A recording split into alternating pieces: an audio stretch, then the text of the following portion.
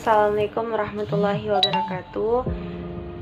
Baik, kami dari kelompok 7 akan menjelaskan materi tentang laparaskopi, yakni yang ditugasi oleh Ibu Ari Maeni.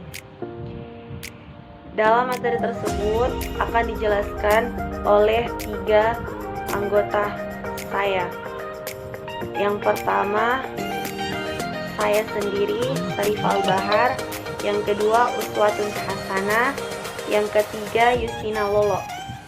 Di sini kami akan menjelaskan tentang pengertian, tujuan, serta keuntungan alat-alat dan fungsinya.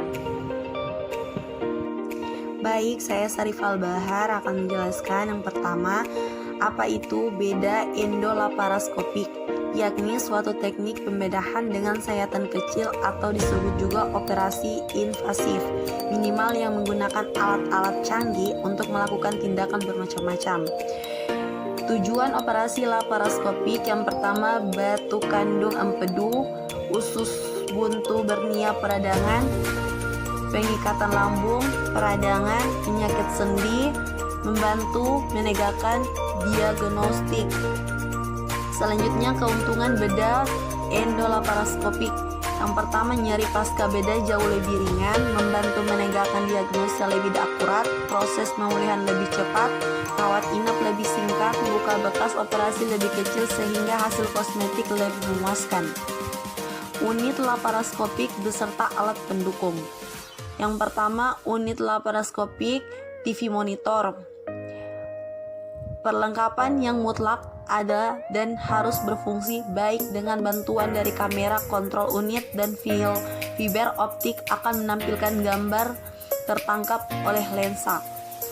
Monitor pada komputer berfungsi untuk menyimpan data identitas pasien yang merekam tindakan selama pembedahan berlangsung. Yang kedua, box light source fiber optik sebagai sumber cahaya. Dari sinilah cahaya yang diperoleh untuk visualisasi di layar monitor dengan menghubungkan fiber optik link coaster, kabel, dan teleskop. Kenalkan, nama saya Uswatun Hasanah.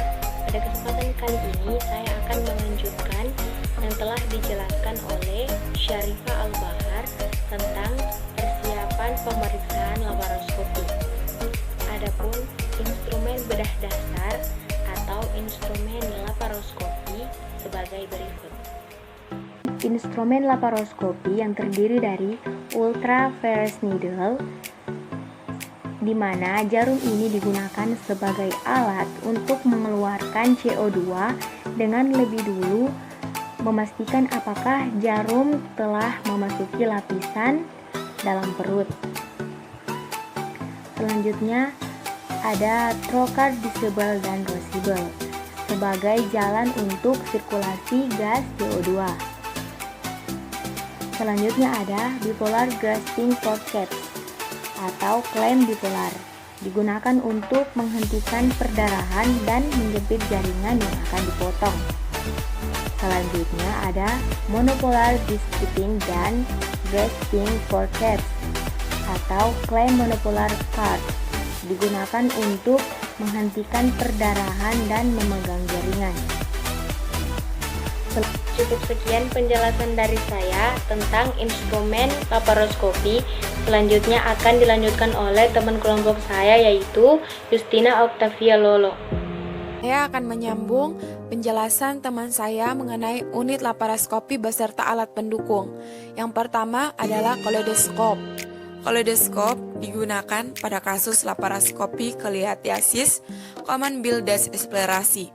Selain untuk melihat batu dan saluran empedu, memasukkan kontras juga untuk mengambil batu pada saluran empedu dengan bantuan basket atau kelam endoskopi. Yang kedua yaitu harmonis scalpel, sangat membantu saat memotong jaringan di dalam tubuh dan langsung menghentikan pendarahan.